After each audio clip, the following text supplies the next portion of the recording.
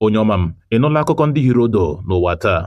Ọkọ akụkọ bụ m, Ọsọndụ Chukwuebuka.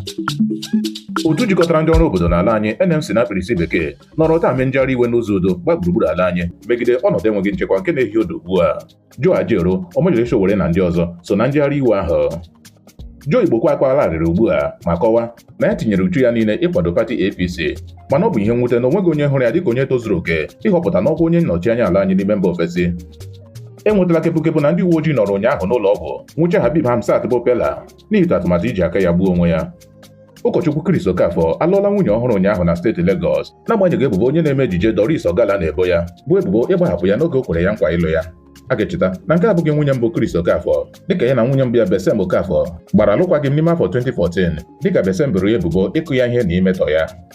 Onye isi ala Donald Trump akọwala na otu ihe mere jiri machibido ụmụafọ Naijiria inweta akwụkwọ ikikere visa mba US bụ n'ihi na otu Boko Haram, ISWAP na otu ndị ọzọ na-eji ndị ọha egwu katọrọ ute dị n'ime mba Naijiria. Ọgwụ na bụ akụkọ ndị ahụ hiri odo n'ụwa taa. Sonyere anyị na YouTube, Facebook nakwa WhatsApp chanel anyị na Akụkọ n'asụsụ Igbo.